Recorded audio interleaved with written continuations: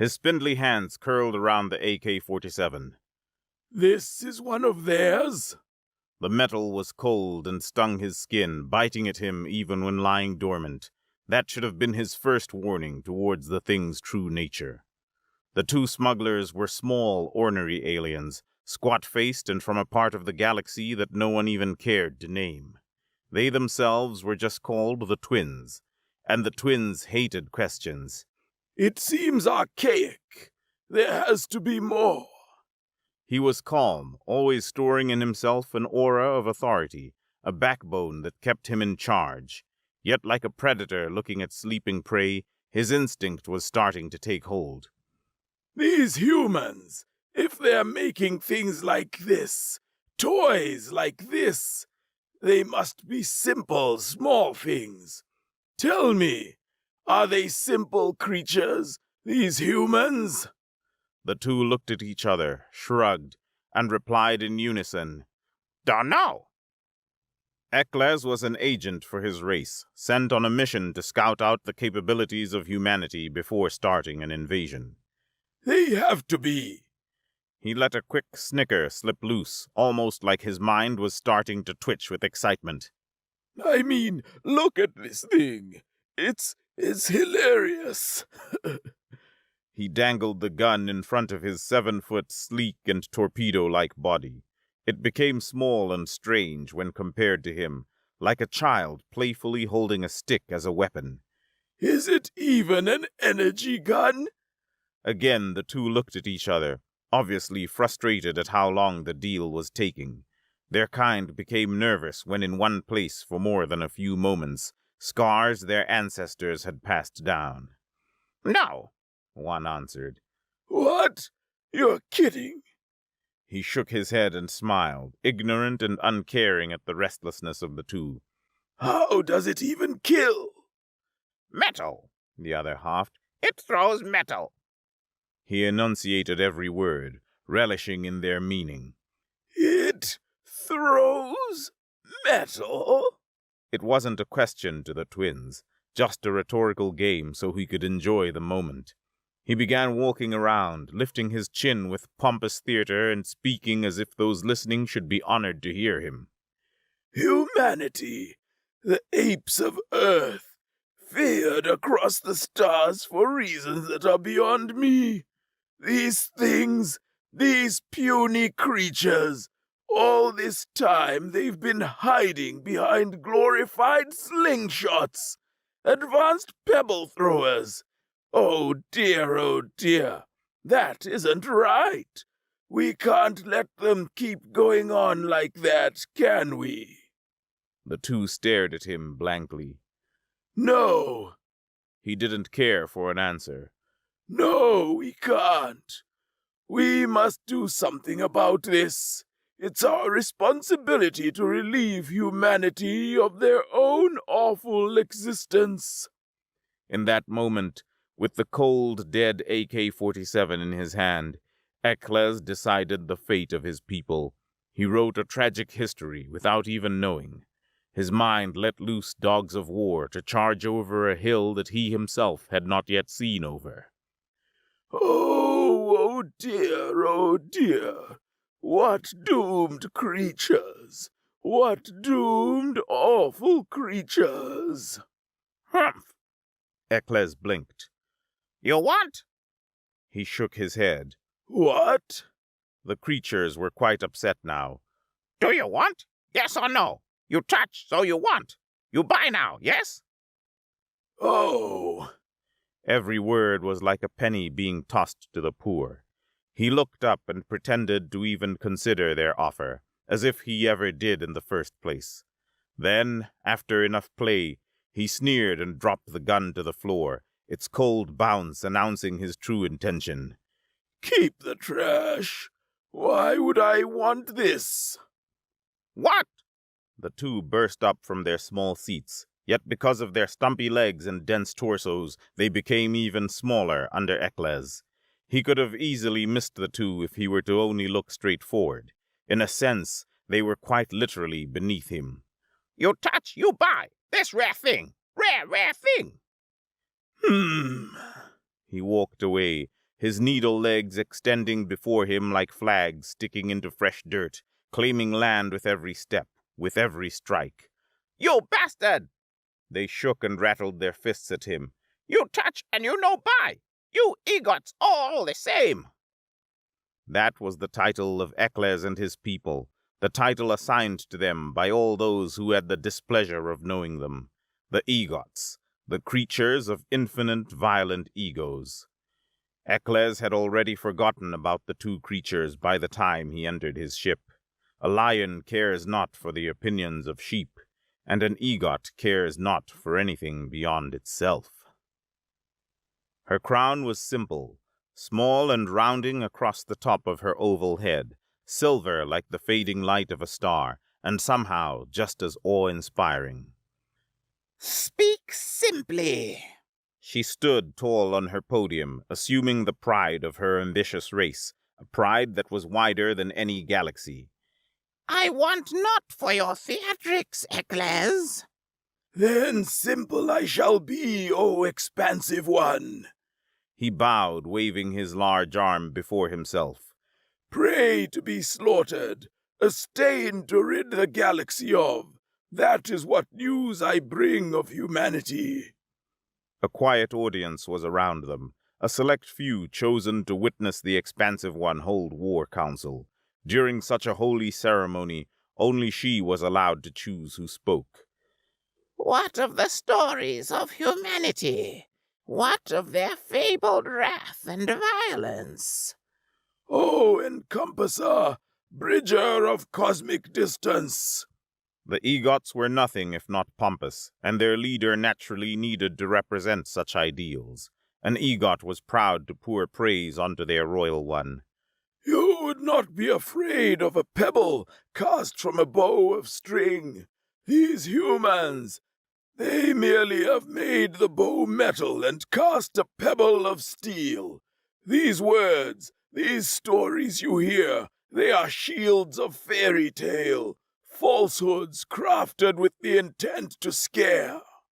The council amphitheater was on a comet, arcing above a grand and blue star. The celestial bodies roared in the silence of space, lightly distorted by the transparent shield that allowed the egots to enjoy their pomp.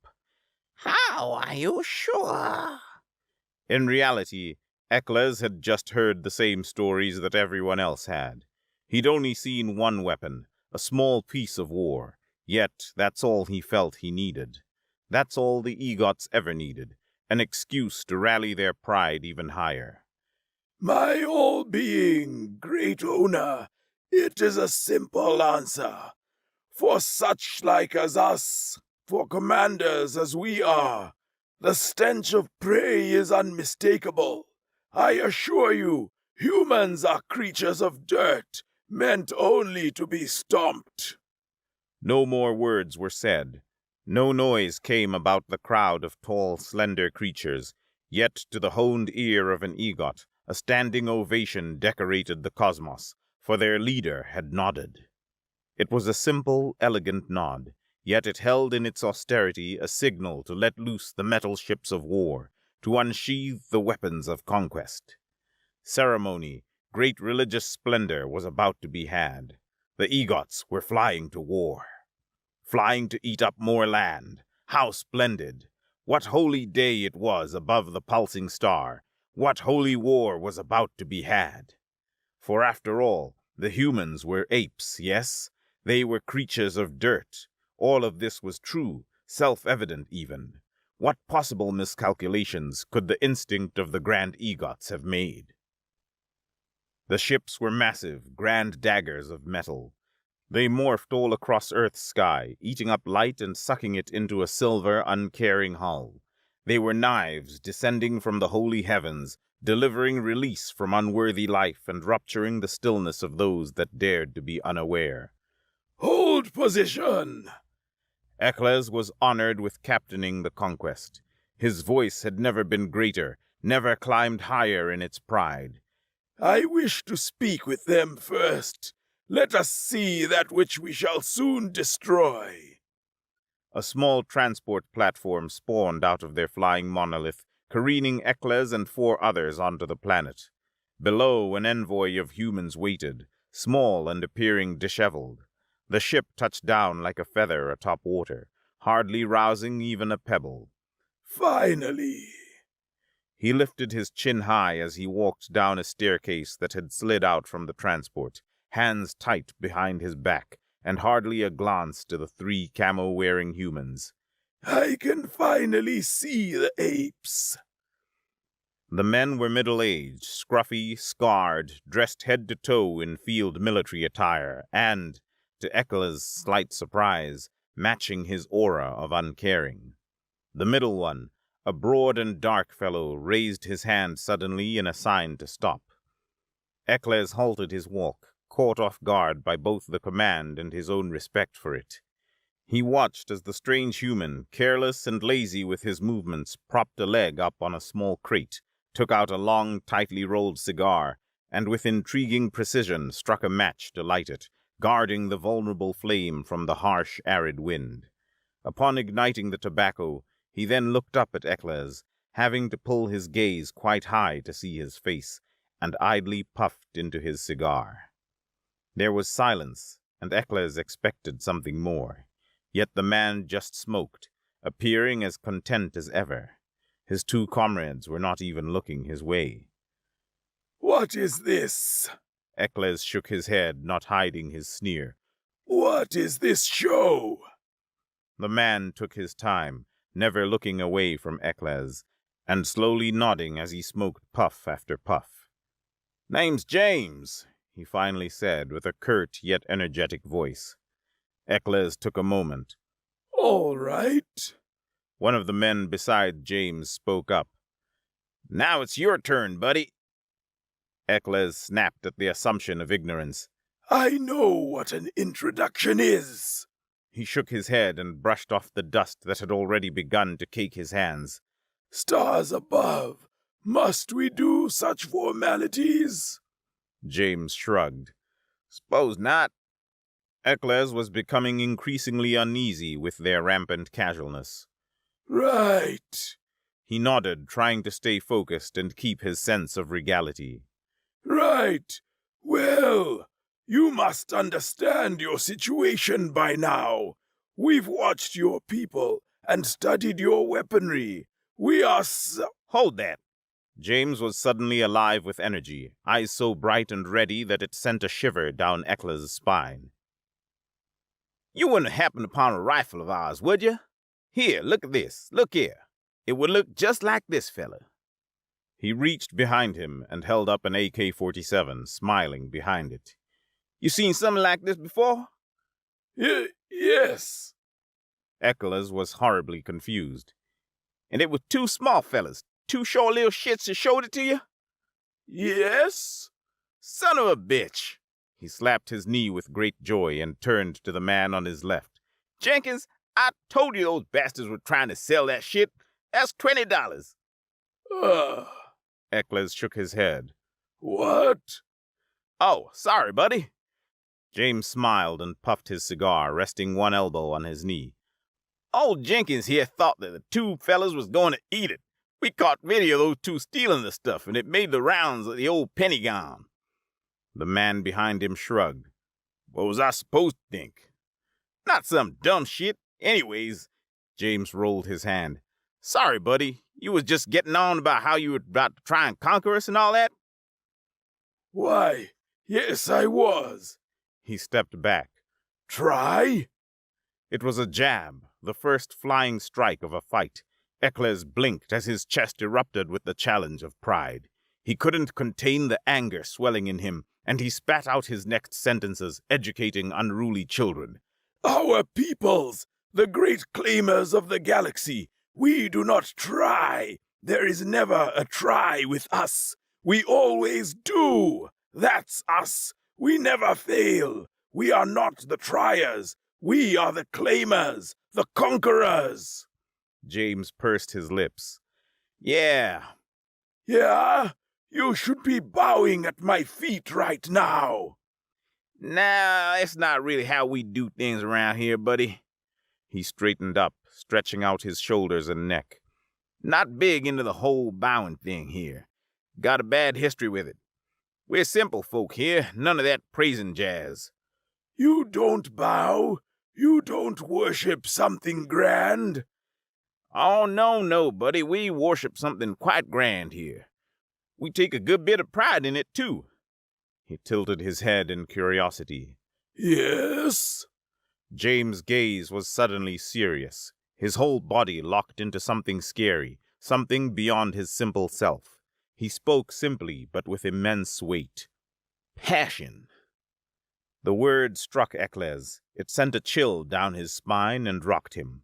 There was a coldness about the way he said it, so elegant, so quick, so simple. That should have been his warning to leave. Eccles blinked and shook his head, recentering and impatient. You realize we are here to eliminate you all, yes? Yep, that was our guess. Even Jenkins got that one. Ain't that right, Jenkins? Damn right, sir. See, even Jenkins picked up on that one. Eccles sneered. I am only speaking to you so that I can see the realization in your eyes. Right, well... James shot up to his feet, the sudden speed and energy surprising Eccles. Tell you the truth, buddy, we're all quite excited for this. We haven't had a real rumble and tumble for some time now, and you really got everybody excited about it. What? You all shake hands before? You guys do that? Wait, I don't understand. Suppose it doesn't matter. Him and his crew curtly turned around and started walking off into the desert, each step playful and lazy. James raised a departing hand with his back turned. You all just let us know when this here shindig begins. Doesn't matter. Shindig? Let you know? Eccles was thunderstruck by the whole encounter. He almost missed how feeble he looked. Quickly and with obvious embarrassment, he straightened up and screamed out to the humans. This is your people's last moments! Let it be known that what is about to happen will be tragic, horrible, and it will be us, the conquerors, the claimers, that did it! James' voice was distant now, disappearing behind the wind, just like his body. All right, buddy, all right. Eccles charged back into his transport, hot and dazzled with fury. These ignorant beasts! His voice rang out into the empty air, the egots with him silent and concerned. These insolent, dirty things! They will pay! Pay! When he made it back into the ship, he burst into the command chamber and screamed out his orders, spewing them out so loudly and bitterly that no one had any room to hesitate. Send it all! Send the land cruisers! Send the soldiers! Send the ships! I want this place glassed! I want it leveled! Kill every living thing in sight! The war machine came alive. Thousands of transport ships carried millions of egots onto this strangely quiet Earth. Great drilling lasers exploded out from the large knives. Millions and millions of lasers burst forth from the barrels of calculated cold energy weapons. Eccles himself again left the innards of his ship and watched above from a floating, protected platform. Yet, as the egots raged and ravaged, they only seemed to be attacking shells. Empty houses, barren towers. Not a single human was in sight.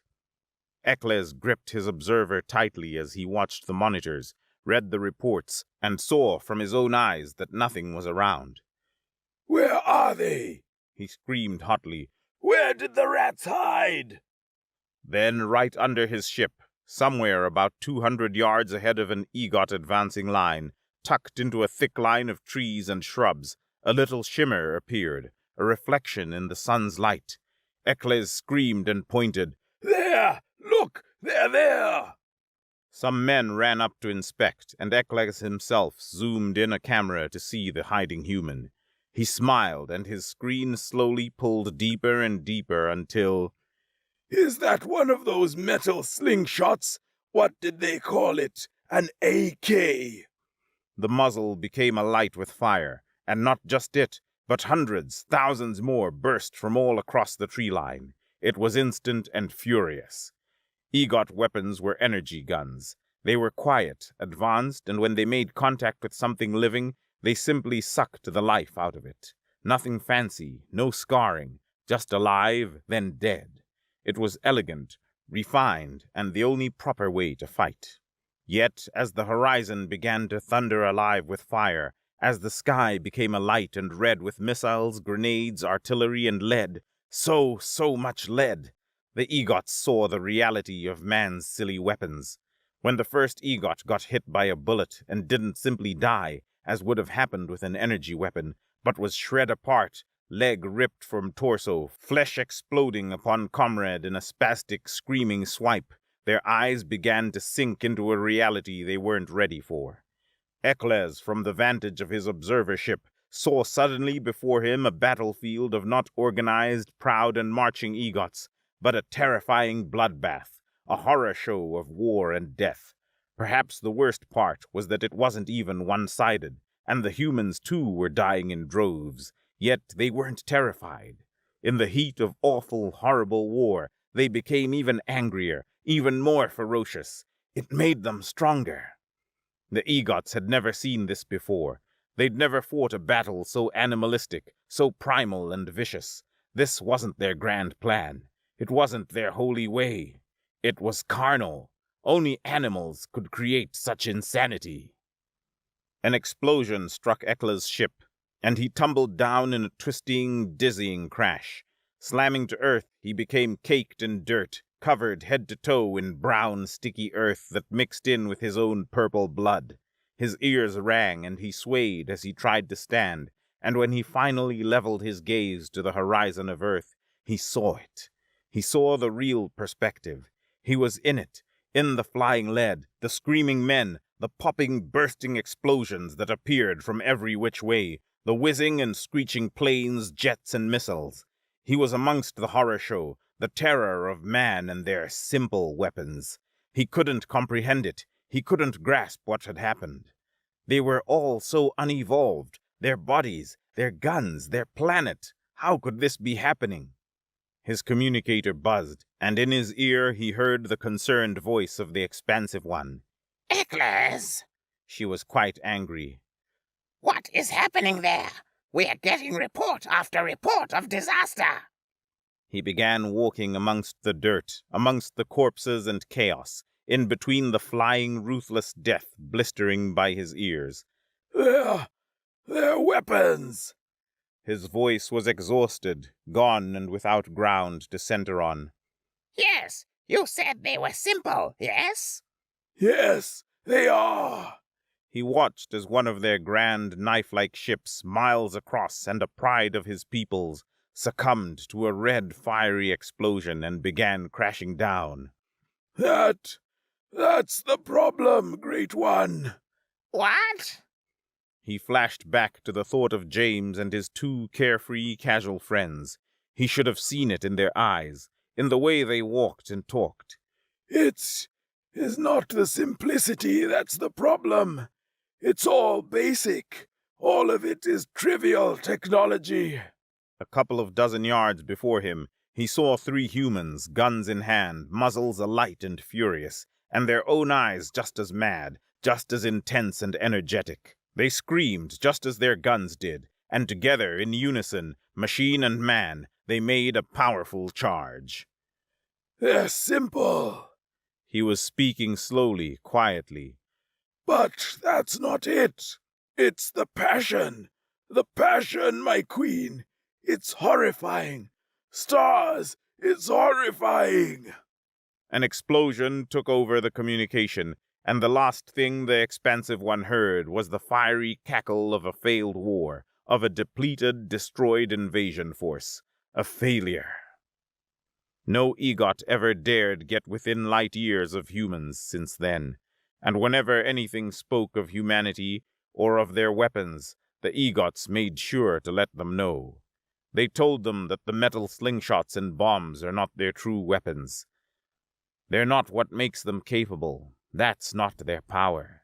It is instead their mentality, their all-in, no-holds-barred, do or die, going until the bitter, broken, beaten-end mindset, their dogged, fiery, and frenzied passion, and their ability to capture the sun behind their eyes, to possess a broken roar in their lungs, to see destruction and horror and find meaning, find purpose, to turn a death into a new life in their heart, to take a dead end and make it a final stand, to carry on and on and on.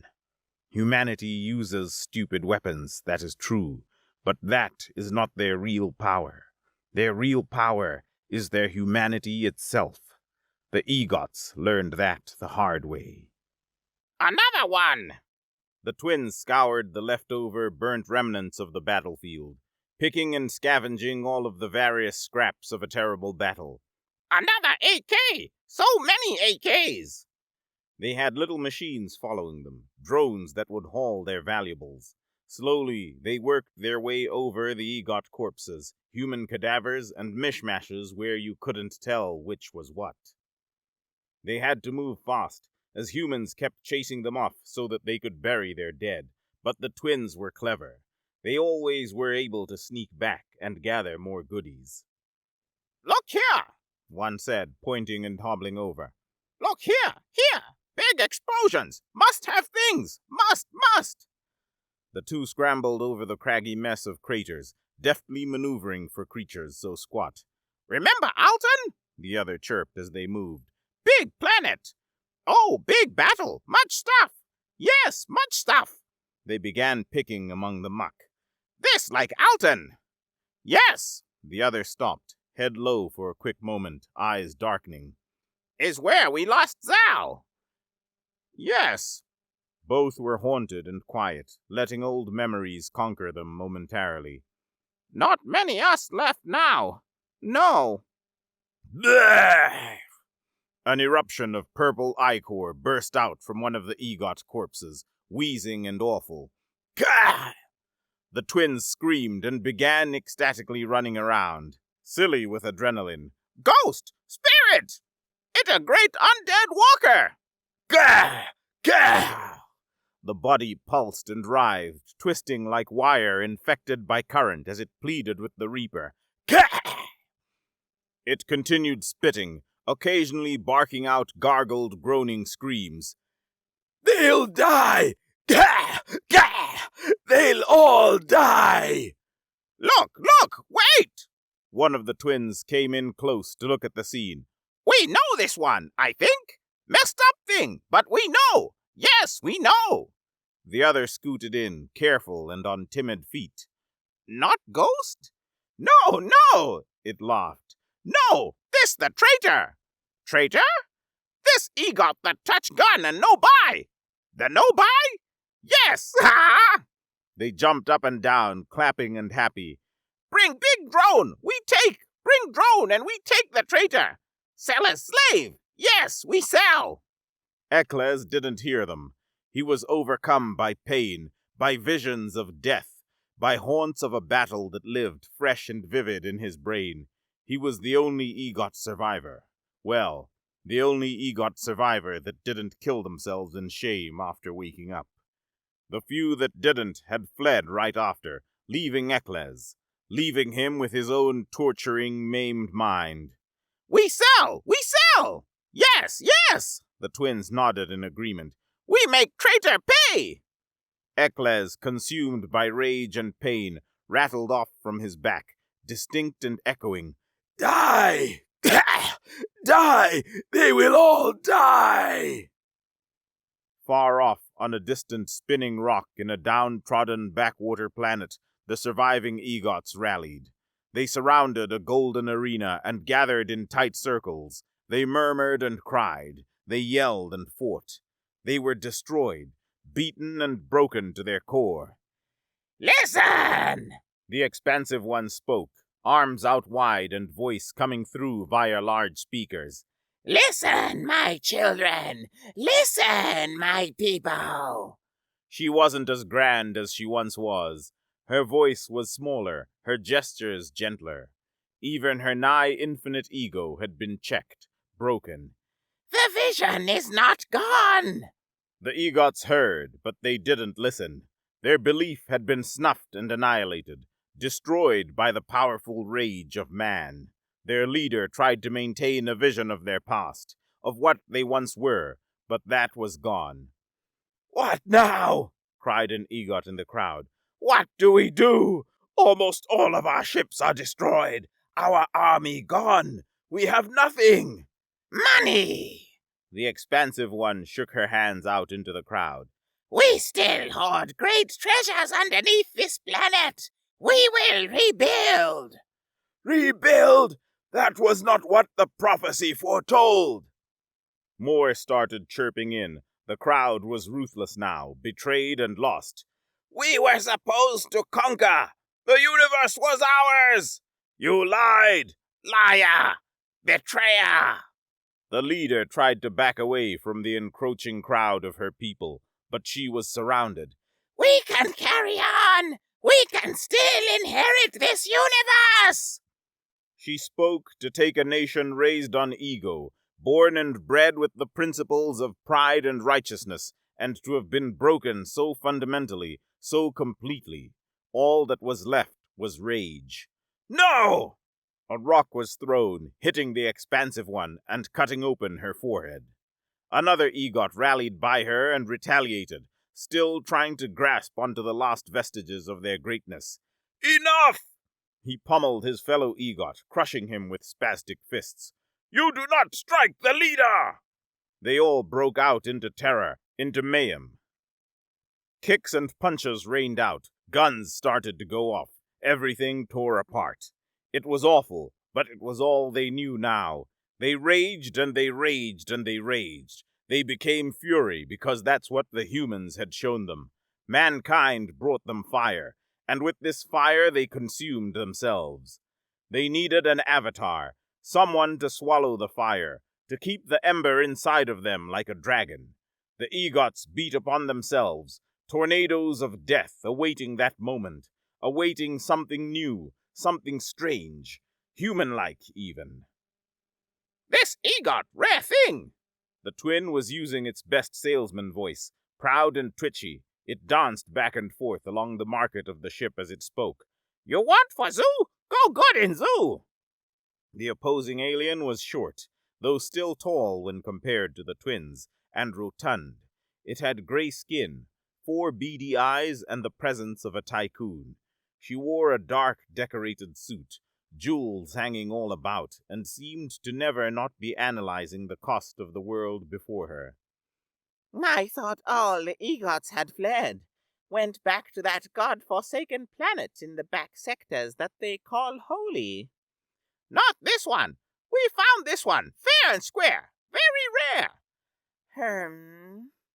Ekles was behind some shabbily built bars, displayed like an animal. He was sitting, head hanging low and arms flopped about. A husk, he was swirling with ideas that weren't natural, no longer an EGOT. The alien was perceptive. What's wrong with it? One of the twins shrugged. Don't know. Probably sad. Sad? She growled, looking Ekles up and down. A sad EGOT? I'll take it. Yes, they whooped. Yes, we talk price. She waved a hand. I said I'll take it. Price doesn't matter. Ekles began to laugh from his cell, swaying back and forth. His tall, skinny body looked like a haunted dead tree in some forlorn forest. The room was quiet, and his voice took it over like storm clouds in a valley. What exactly matters?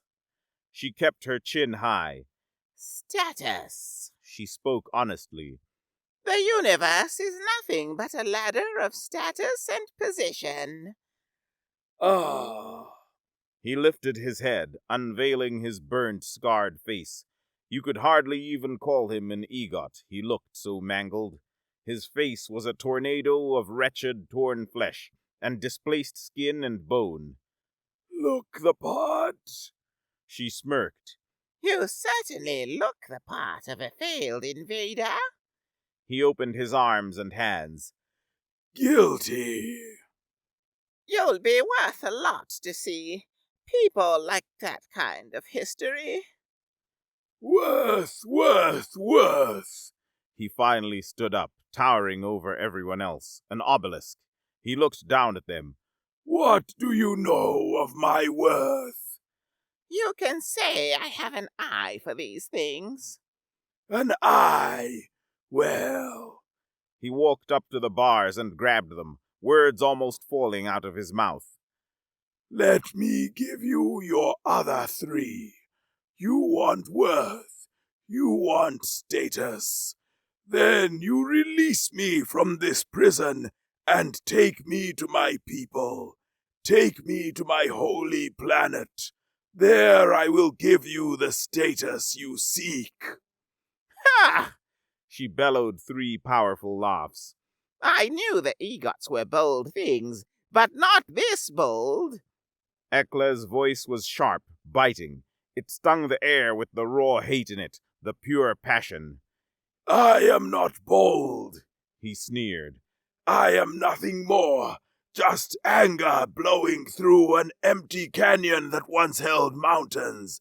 I am nothing but the whistle produced by this wind. She tilted her head, eyes darting up and down the imposing creature. How could you possibly provide me anything beyond the worth of your display? Ekles paced his cell. I know my people. I know that right now they are desperate sheep. They are scattered children, cast away from their destiny like air sucked from a room. They need something that the expansive one can no longer provide. I will go there and take the crown of the expansive one. I will release my people from their burden of failure, and I will return to mankind. I will return to mankind, and I will burn them to the ground. I will make them suffer for what they did to us. The tycoon smiled, revealing tiny, sharp teeth, perfectly white and aligned. What's your name? He put up a finger, waving it back and forth. I don't have a name anymore. They took that from me. They took everything from me. I am what is left when all is gone, when life is sucked away. I am the husk. All right. She nodded, opening up her arms in a grand gesture. I can gamble. I'm a gambler. Let's have a good roll of the dice. Let's see if this grand plan of yours is going to work. I will free you from here and take you to your planet. Ekles brooded, looking at her from across the cell with a serious, meaningful gaze. He was different from the creature that had come aboard the ship not too long ago. He had evolved, changed, and he took up so much more room now. He cast a large shadow, a deep impression. Good, He smiled. I have work to do. The twins looked at each other in a stunned moment. They twisted their heads and exclaimed at the same time, What the fuck? Will they welcome you? The tycoon's name was Blackwell, and she settled deeply into the fabric of her regal red chair that tipped the front of an elegant ship. Little impish servants and maids darted this way and that, serving her drink, snack, and drug. No, Ekles refused to sit. He would have plenty of that when he was finally dead. He wore a silver metal mask on his face now to cover the scars and protect his festering wounds from the painful air. She twiddled her bejeweled fingers, a low rumble always leaving from her chest. Why? a failure's biggest fear is a mirror. You're the mirror? I am nothing. I am the husk. They will see in me what they want to. What are they going to see, then? Kill me. He shrugged. Maybe even torture me. She tilted her head. That would make you a bad investment. That it would. Well, She raised in her seat, serious. tell me why that's not going to happen. He tapped his fingers along the metal walls as he walked, letting off little idle clicks of angst as his legs dragged across the room. Mankind showed me something on that planet. They branded me with a lesson that I won't forget. I will use this lesson against them. That lesson? Passion! He snapped it out, clutching his hand into a fist and smashing it against the wall. You must be consumed by your mission, not blinded by it. Ah. Blackwell leaned back again, sipping on a small glass drink and nodding. All right, then. All right. The ship shot through the cosmos, tumbling into the dark recess of foreign far planets. Its journey was prolific, and as it sped away, so did rumors. So did small passing stories, myths and fables of a surviving EGOT, of an EGOT found smoldering, dead on Earth. Creatures talked. The story came alive. A survivor of the great failure, a walking shadow. A husk lived. They arrived at the small planet. It was beaten and rocky, spinning along in a system nobody had bothered to name. Why here?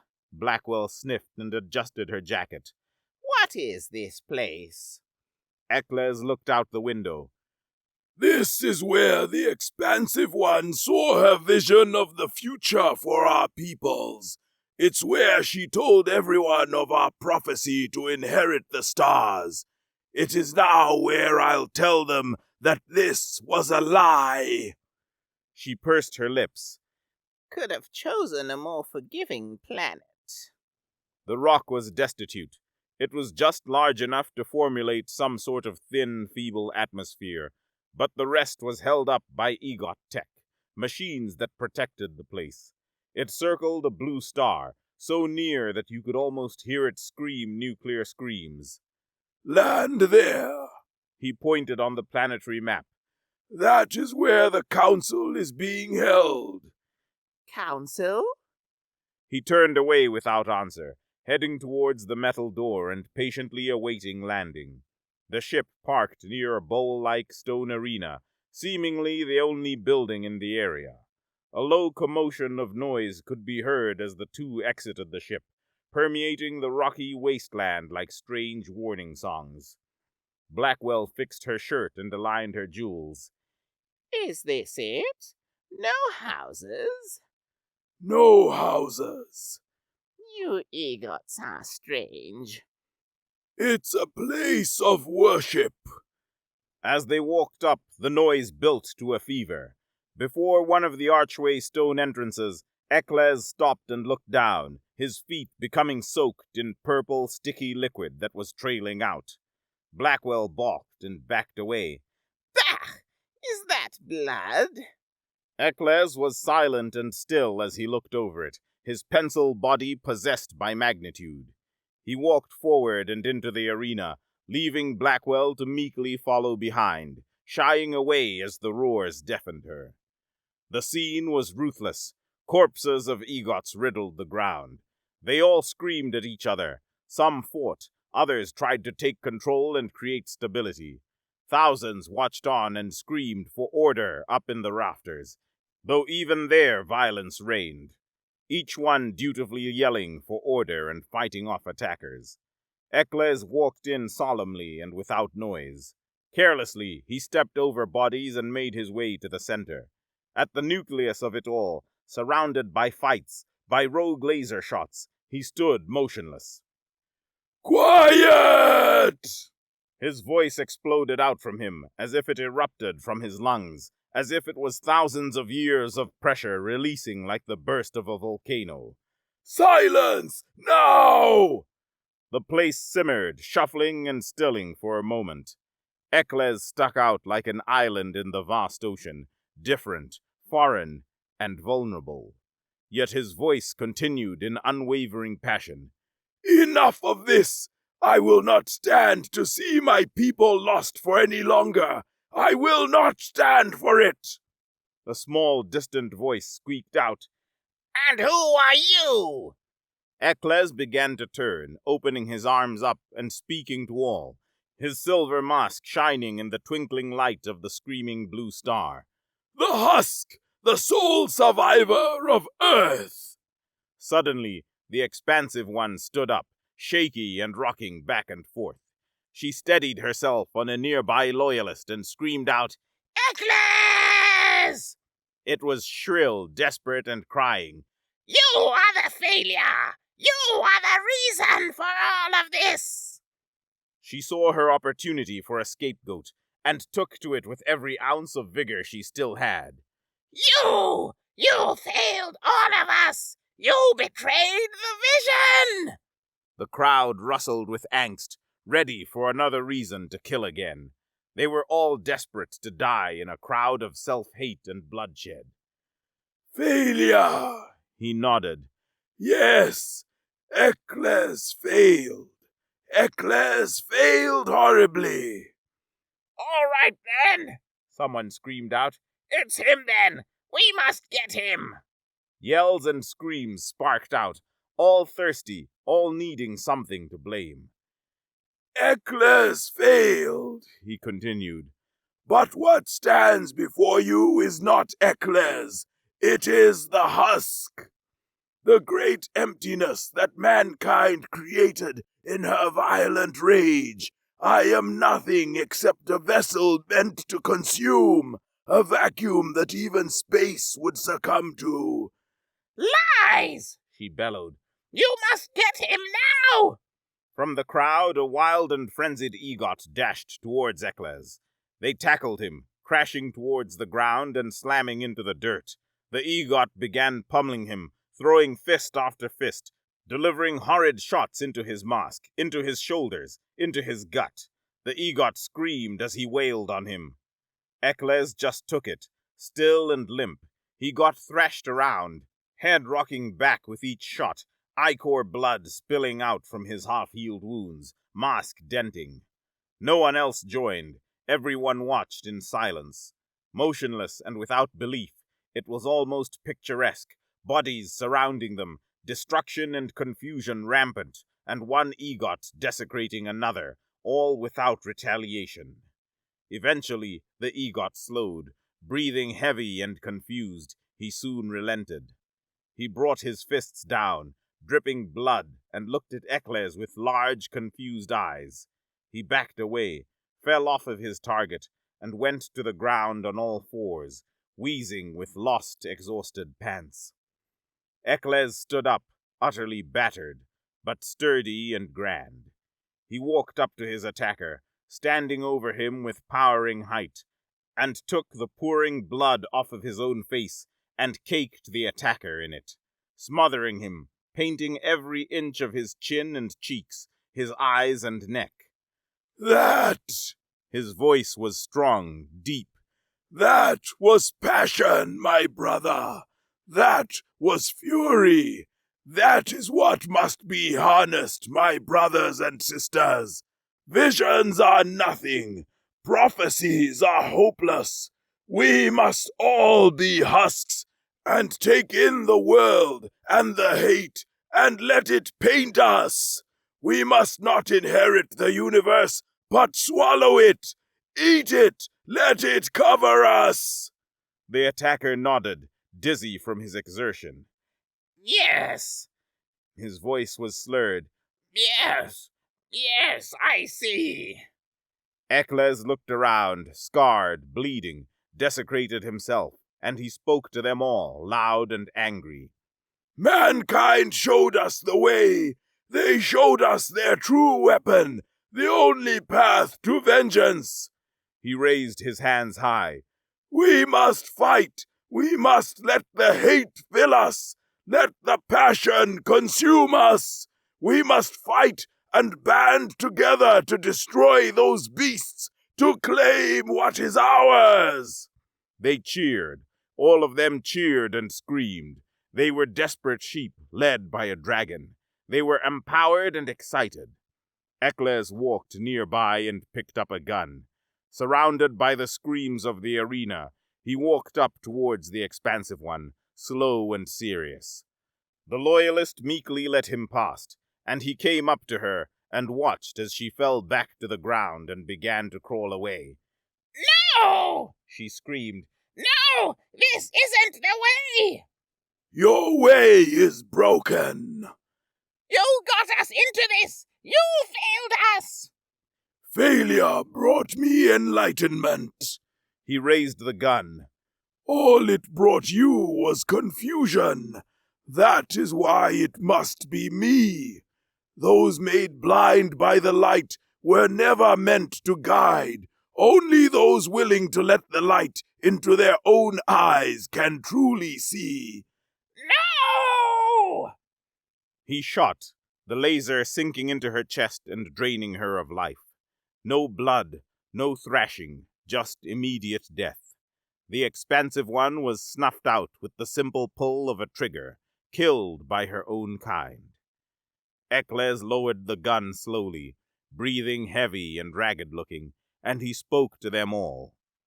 It's time, He said with full confidence and passion. It's time to show the humans what we are really capable of. What's that? James was leaned against the metal wall, cigar lazily hanging from his mouth. I can't make sense of you two. Much as you want. One of the twins jumped up and down, hands waving with excitement. As long as we get more AKs. Sell like crazy they do. Sell crazy. Oh, yeah. He scuffed his boot on the ground with lazy swipes. Yeah, I suppose we can do that for you. Just as long as I get what I ask for, too. Yes, yes. We give, then we leave. We give and must go right after. We be quick. What's the rush, old buddy? I was beginning to like you little shits. What little shits mean? Well, it means old buddy, of course, just like I said. Ah! One began toiling at a computer, punching in numbers and orders for their small army of infantry drones. Big bad coming. Must leave. Big bad? He tilted his chin up. You mean those EGOT fuckers again? Yeah, we know. Bad. It shook its head. They have many friend now. Yeah, heard that too. Lot of death. Twins must go. If twins die, our peoples die. We must go. Suppose I get that. Can't blame a man for saving his own tail, you know. Yeah. It nodded. Save own tail, but after trade, of course. The other twin walked up to James and pulled at his camo pants, large black eyes looking up with compassion. Humans be okay? What's that, buddy? Humans run, yes? EGOT come with many new ship and many new friend. Man must run, yes? Oh! He chuckled and crossed his arms, shaking his head as cigar smoke carefully spun up from his lips. No, I don't think so, buddy. Not us humans. We got a thing about running away. Not really fans of it. Eh? It tilted its head. Human make no sense. I appreciate your worry, buddy. I surely do, but trust me on this. He knelt down to be eye level to the thing, and his dark, deep glare seemed to make his words louder, stronger. Us humans are resourceful little bastards. If there's a chance for victory, goddammit, we're going to fight tooth and fucking nail for it. We're going to dig that victory out of the cold, hard earth, and we're going to earn it. I promise you that, buddy. I do. Ah! It nodded, obviously still a little confused. We trust human. Yeah, the other continued. Yurt and them always trust human. Yurt and what ya? He stood up and shook his head. You two have names? Yurt smiled. What doesn't have name? Well, hell, James smiled back. You two get us what we need here, and I promise you mankind will forever be kind to the names Yak and Dam. Heh heh. Dam typed away. Don't worry. Mankind get all type of alien gun they want. It human guns that hard to come by. Collectors love. Good. A great toothy grin came across James. We sure do love some new weaponry, boy. Howdy do we ever. Please, we mean no harm. The small green alien groveled on the floor, hands tied together in desperate pleas. This isn't necessary! In front of him, Ekles stood on a high platform, tall and wearing his mask. He was surrounded by a smattering of different alien advisors, diplomats, lackeys, and courtiers. It was a regal chamber, a universal cosmic command post. All were under Ekles, all looked up and hoped to gain his harsh favor. It was an eclectic council, gathered from great conquests and bribes, a diverse group that reflected the insane scope and power of the new united fleets, all commanded by the great and terrifying Husk. I am simple. His hands waved about casually.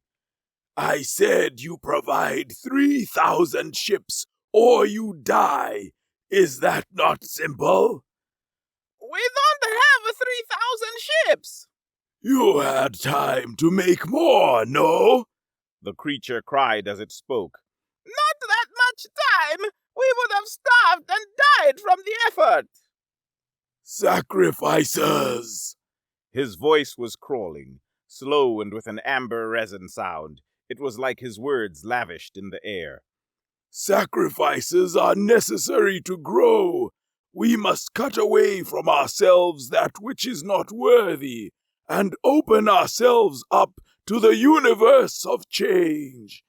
We can't! Oh, on that I'm well aware now. He turned towards a lion-like creature, draped in a dark red cape. Its name was Magnus, and he was Ekles' stoic chief of war. Do what must be done. The little alien screamed, but it was quickly hushed as Magnus dug his clawed hand into his neck and killed him, letting the blood spill out onto the cold floor. He turned back, looking at Ekles for more. Take what you can from their planet. He lifted his head. I need not their bodies, but their resources. Use whatever means you deem necessary. They rolled from planet to planet, conquering swaths of the stars, demanding ships, men, arms, resources. They were a great blight. Each one couldn't help but cow to the force. The momentum they built up was unheard of. And all of it, every single weapon, all were under the command of Ekles, the horrible husk of the cosmos. Never! Some tried to fight back. We'd rather die! The lizard-like creatures rallied in their great desert landscapes, guns pointed to the heavens and ready for whatever awaited them. You things are evil! The general screamed into his little radio, blasting out the spiteful signal into the ships waiting in the atmosphere. We will make you regret this! Ekles waited in his command ship, a new monstrous ship called the Void Star. His arms were behind him as he stood from his platform, looking down at all the screens and various readouts from his assistants. Most of the other egots led their own ships or small armies in other sectors. Together, they sprawled around like corrupt webs. Naz! He spoke to his snake-like assistant, a green and scaled serpent. How many are there? She tilted her head back and forth as she spoke, rattling off from her perfect memory. Estimates have it at 1.2 billion, sire. Magnus? The lion growled. Can they fight well? He nodded curtly. Then I want them. He turned around to an egot who stood obediently behind him. It was the same egot who had once pummeled him back at the arena, now renamed and a new creature, a new being.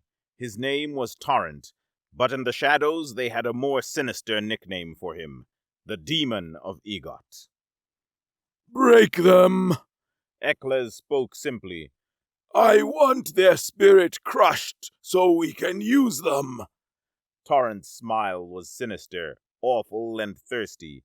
Since his baptism in blood, he had become the most devout of the egots, and he took sadistic pleasure in inhabiting their new religion. Furious passion. Torrent took off for his ship, and in it he led a ruthless fight, spilling blood and creating mayhem.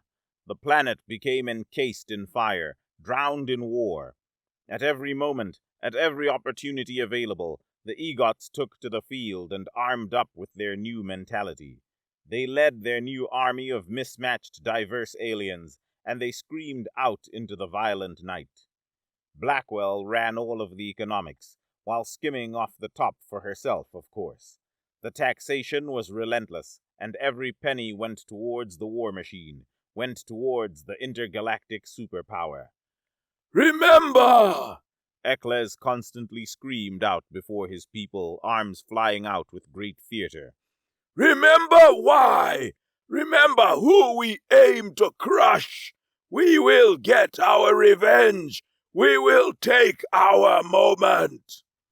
It was a theocracy, an empire crafted inside of Eccles' heart, and aimed towards his vision of a bloody future.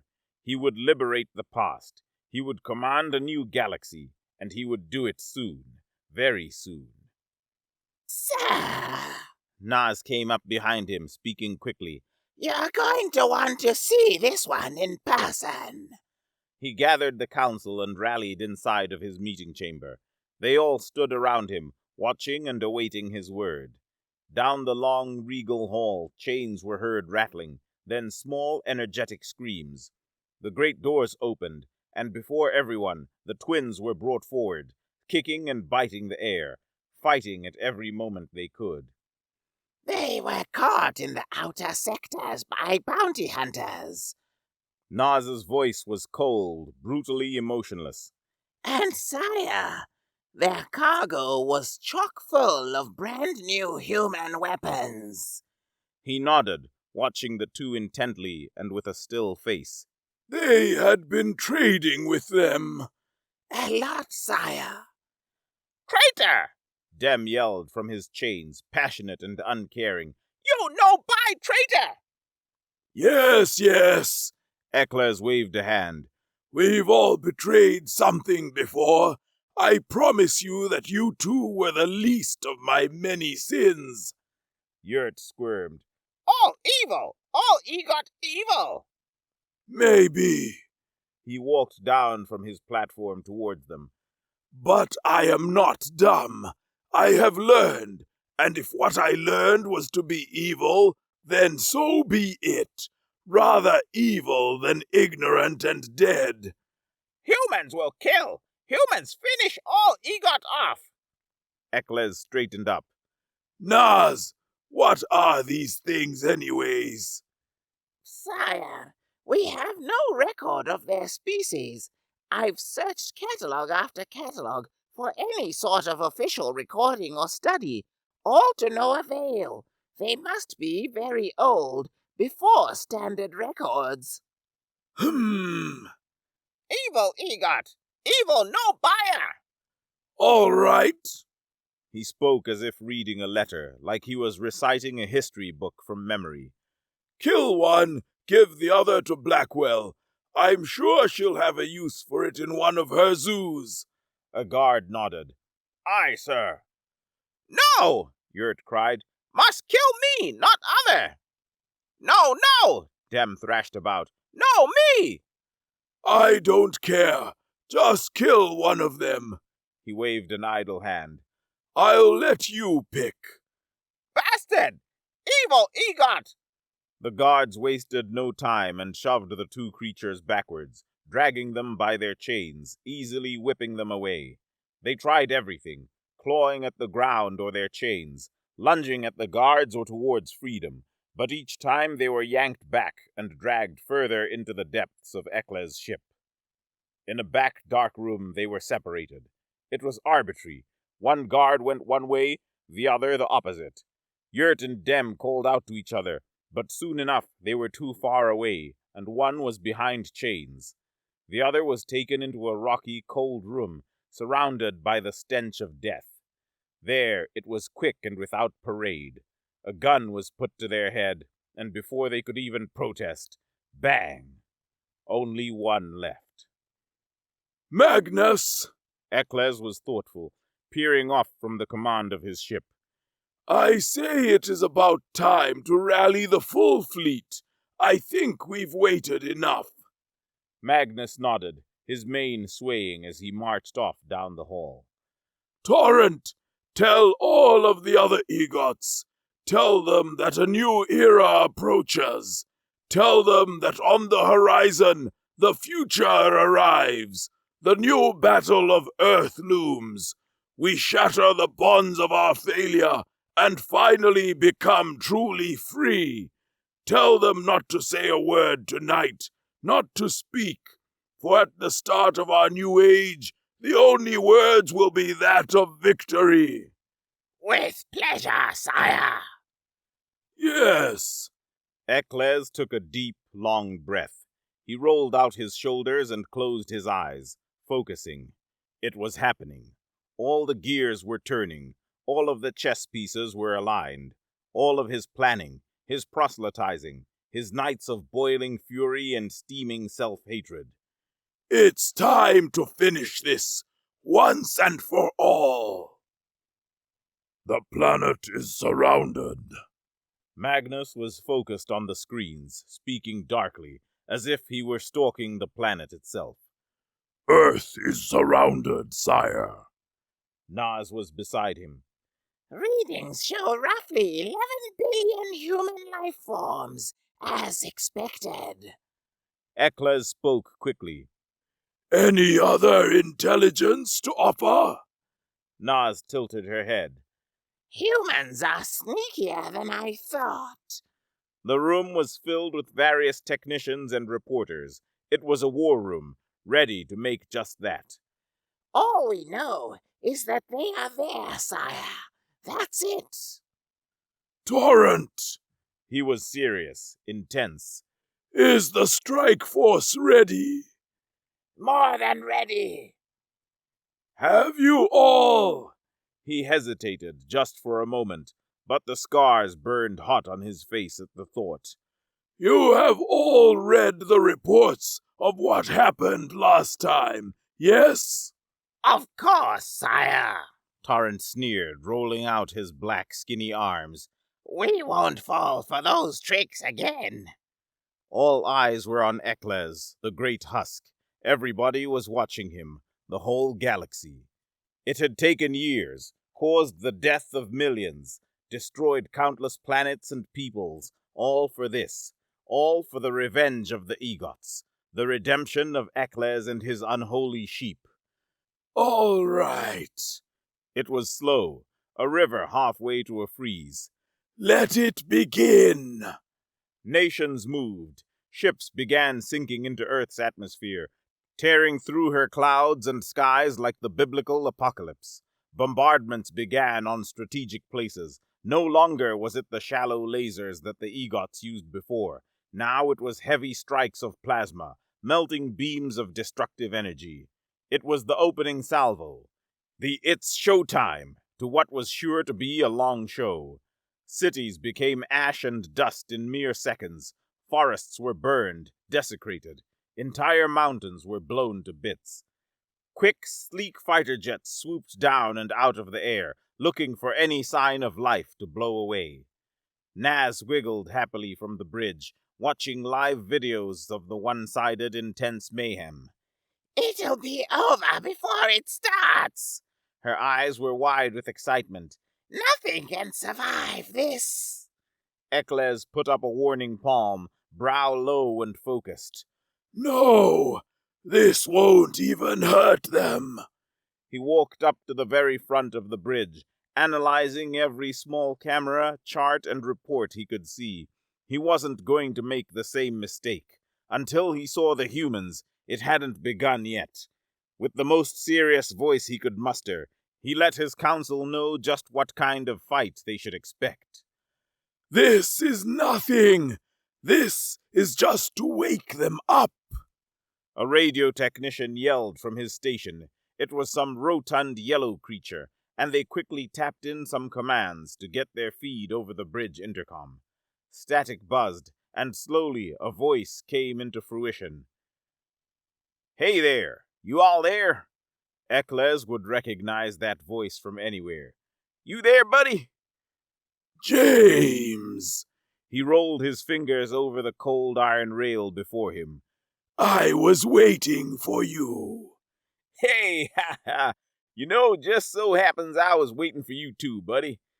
Like always, his voice was sing-song, bouncing in between his laughs and jabs. Y'all have made quite the entrance, haven't you? Entrance? Nas yelled, feeling as if the Empire was being slighted. We've just unloaded a whole cataclysm of firepower down onto your grounds. We've already destroyed whole cities, entire regions. We've decimated you. Oh yeah, we've just been watching that. You could almost feel that strange smile of James coming through the static. Yeah, me and Jenkins got a bet on how long y'all will let loose for. Nas scowled. Until you are all dead. Now see, Jenkins thought the same thing. He's betting y'all will go until you're out. Ain't that right, Jenkins? A faint, distant voice popped in. Damn right, sir. See, Jenkins thought that too. James' voice suddenly became more serious. But me? No, see, I think someone over there knows better. Yeah, I think that fellow you have leading you, what you call him, Busky? Naz screamed. The great husk, you idiot! Eccles put up a hand. Enough, Nas. Oh yeah, the husk, James continued, unperturbed. Well, see, I think I know this husky fella. Think I met him before. Eccles growled. We've met, James. Yeah, thought that was you. Anyways, I know you're not a dummy, buddy. I really do. In fact, I think you know exactly what's about to go down on this planet. I do. That's what I think, buddy. I think you are right. Well, I'm glad we're on the same page then. You know. The conversation was almost casual, like two friends at a bar, yet under it all a dragon slept, a volcano that everyone knew was waiting to erupt. You all taught me a lot that day. Did we? Hell, well, I'm glad, old buddy. We humans do that sometimes. You taught me the importance of passion. Oh? And how, when time comes, it must consume you. Well, it sounds like we did you quite the favor now, doesn't it? Eccles closed his eyes and tilted his head to the ceiling, letting the moment take him away, letting it fill his veins, take over his mind, body, and soul. It's time, James. Yeah, buddy, yeah, I think so too. Let's finally get this thing started. He smiled. As you said before, I've let you know that it's time to get this shindig going. Buddy, before this you were great fun. A nice little tumble that we hadn't had in a while. James took a long breath.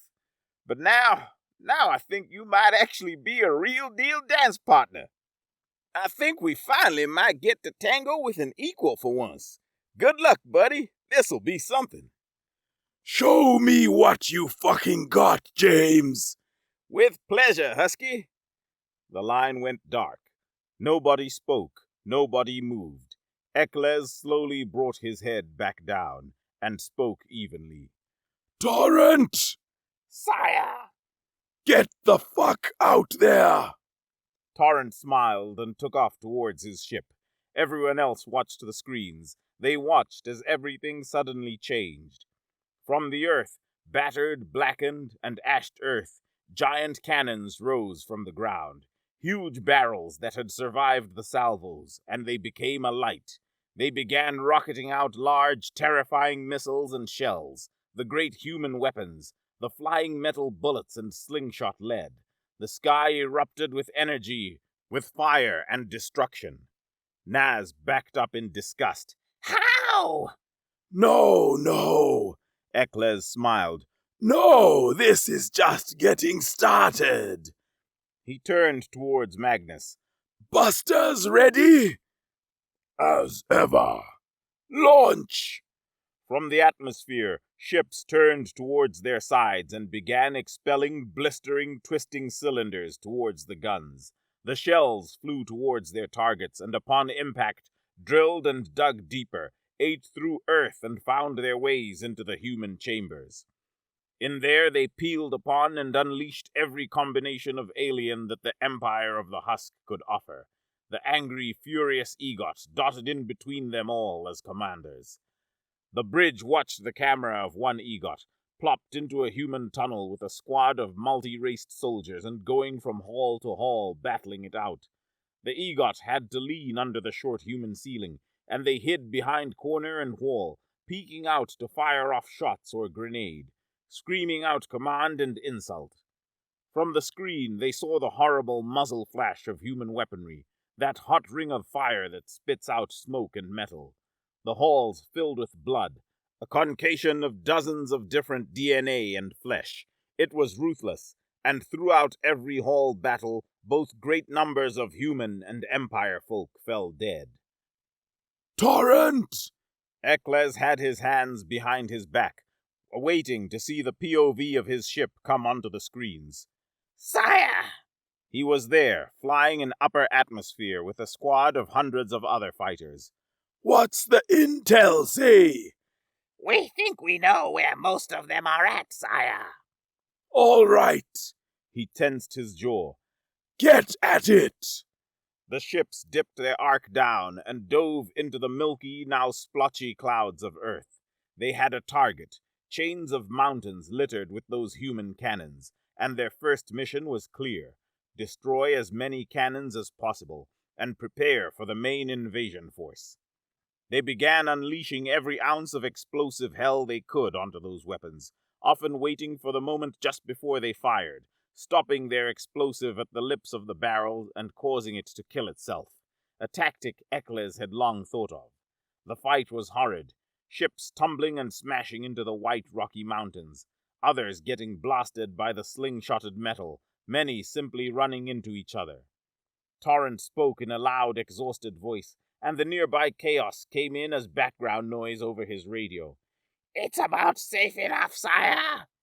His ship got jolted by a near-miss piece of flak. Gah! Eccles turned toward Magnus. Your turn! The lion beast nodded and walked off to his crew of ships.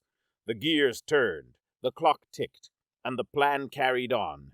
Magnus commanded an army of transports, millions upon millions of highly trained, highly effective ground troops, all anxious to get into the chaos.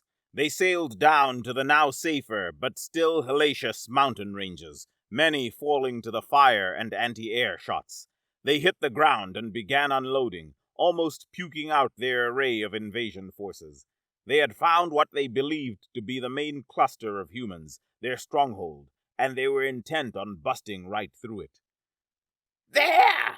Torrent had logged the coordinates of what looked to be the shallowest point. Bust through there! Eccles waved a finger to a nearby engineer, and the sound of charging orbital cannon began to eat up the room. A bright blue and staticky laser charged up. It welled and welled with power, perfecting its aim all the way until the... Fire, sir! Light it up! The laser exploded forth, tearing through the atmosphere and plummeting down towards Earth.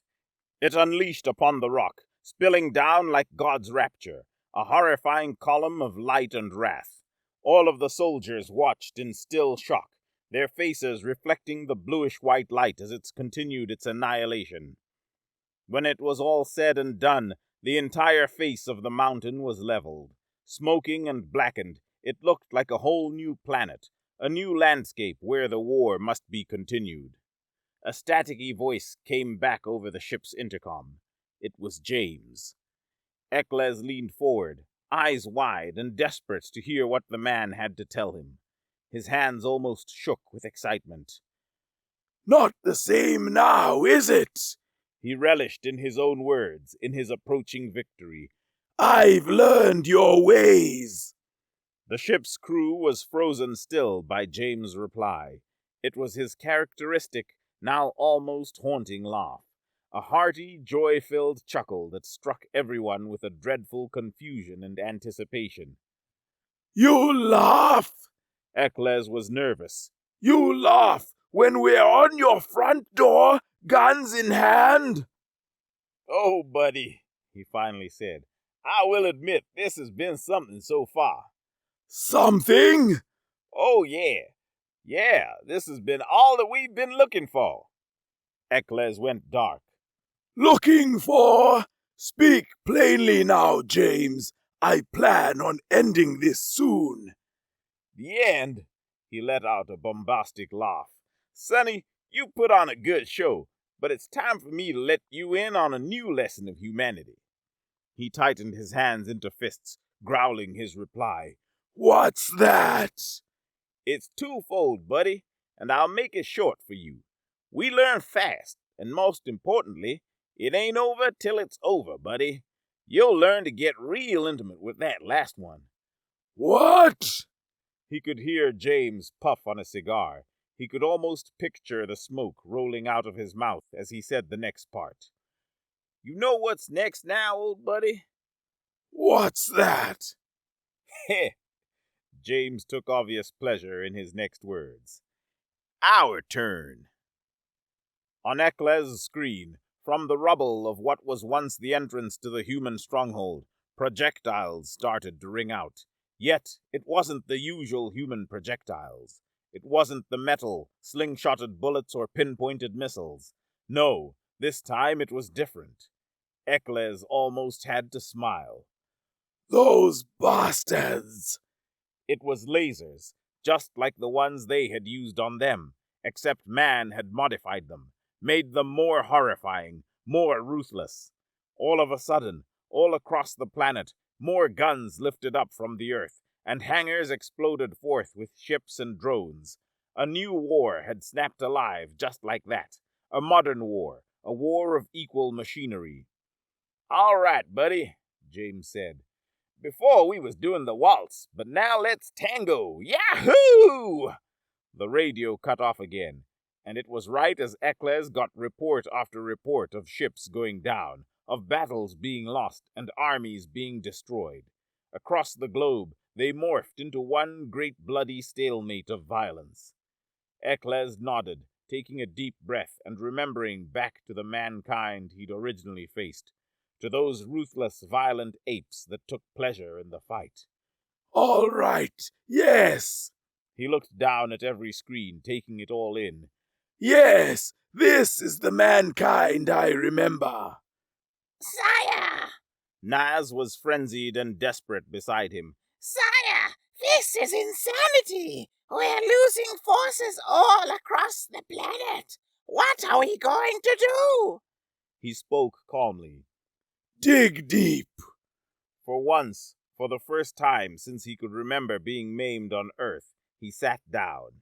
He sat down and watched. He put his hand to his chin, resting and breathing steady, and he watched his grand army, his dream and his nightmare, his destiny itself unfold. Hours turned to days, and days to weeks. Nothing was simple. Every inch was earned with blood, and every inch was taken back by more blood. It was a back-and-forth slugfest, a non-stop rough-and-tumble tornado of effort. Millions died. Millions fought and became injured.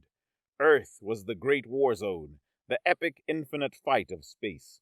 The cosmos' sloshing stomach acid of violence distilled into one stubborn, rocky planet.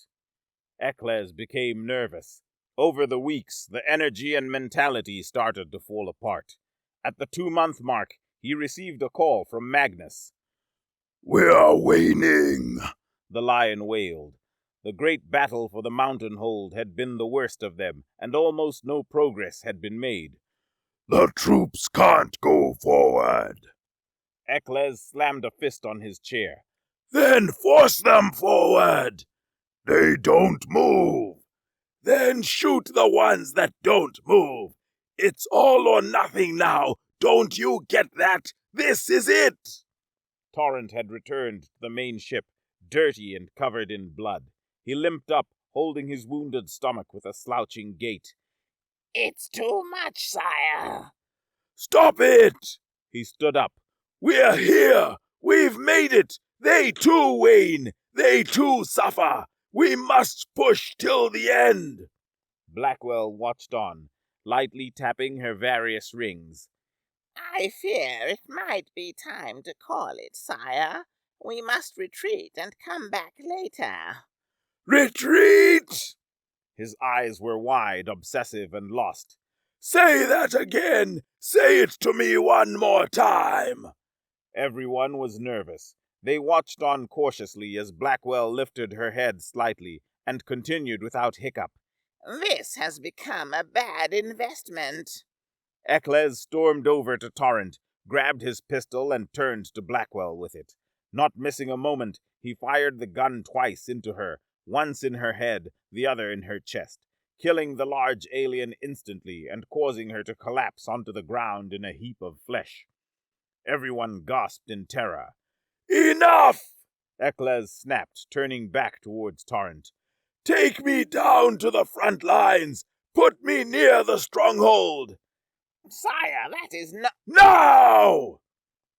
Hesitantly, Torrent relented and took the Grand Leader towards his ship, strapping him in the back and starting off towards Earth. Nas, Eccles said from his radio. Keep everyone in line! Yes, sire. He could hear the wavering in her voice. It made him wince, made him furious. He had to make a statement. The journey down was gentle. They slowly and smoothly made it down from the atmosphere, peering at the red, chaotic planet as they did. Yet right before they entered the cloud, Eccles saw Torrent tense up. Get ready, sir. Eccles sneered. The moment they came out the other side of the clouds, it became a living hell. Hundreds of ships darted this way and that. Explosions rang out. Lasers blasted every direction. Fireballs of dead pilots spun and careened towards the crater-filled, dirty Earth. Immediately they were in the thick of it, dodging and desperately trying to make it to the ground. Sire, this is too much! Torrent screamed. We must get you back! No! Get me on the... Their ship got hit, blasting off one wing and sending them into a blazing spiral downwards. Torrent screamed as he tried to regain control of the fireball, but it was too much, and he could only slightly lift their angle as they plummeted into the side of a mountain, skidding across the rock and dirt and bucking along every divot of earth. Eccles blinked, opening his eyes to the ashy red mayhem of the ground. The sky was red with real fire, rolling like a fresh mushroom cloud. The ground was just as bad, bodies everywhere, projectiles more common than free air. True hell. He looked up towards the pilot's seat, shaking Torrent, but he was dead. Another lifeless EGOT, killed in pursuit of their future. How many were left? Sire! He got yanked out of the burning ship. It was Magnus, humongous and bloodied. Why did you come here? Eccles shook his head and blinked, his mask gashed from the crash, reopening some of his scars. We must push further, he said, regaining his rage and grabbing Magnus by his fur. Finish this! We must finish this! Even the proud lion was downtrodden. He looked at Eccles, face tired and ragged. I am not so sure, sir. The humans, they just don't stop. He pushed the lion with a great shove. Then neither shall we. You don't know what we're going through here. I'm the only one who does. His memories were bright and hot. And only I know what it takes. And what is that? Everything! His voice almost cried out of him, desperate and crawling. It takes everything! Before another word could be said, a bullet streaked out from the chaos and connected with Magnus's head. It exploded in an eruption of red, hot velvet, coating Eccles and causing him to stumble back. Gah! Notably, it wasn't a laser shot, but a real, true lead bullet, fired from a classic human gun. Eccles stood up and looked around. Bastards! Then he heard it, that familiar voice, that haunting laugh. Been wondering how long it'd take you to come on down. Missed you, old buddy. On the horizon, rifle in hand with a smoking barrel, James looked at him, smiling. What a tumble, eh, old buddy? Eccles raised a shaking, furious hand. This fight is not over! James looked around, glancing up at the tumbling sky and at the haphazard ground. I'm not so sure. You seem to be losing steam, pal. Eccles charged up to the man, who didn't move away a single inch. He got right up in front of him, towering over, and screamed down at him. I haven't lost anything. I still remember. I still feel the loss of last time. I will fight to the bitter end. James smiled, patting him on the side with a light nod. I can see that, buddy, but I think you need to call this shindig off for the rest of the fellas. Eccles was wild. He threw up his hands and screamed, What? Never! I'll just kill you now and cut off the head of the human operation. I will win this day. Buddy, I hope you know that I ain't no leader. Nah, we got a whole Congress of people that decides these things, and we got general upon general to decide what happens in the field. What? He deflated slightly. What? What do you mean?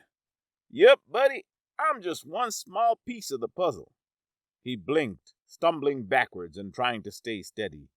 I thought you... I can still win this all. It's time, buddy. Why?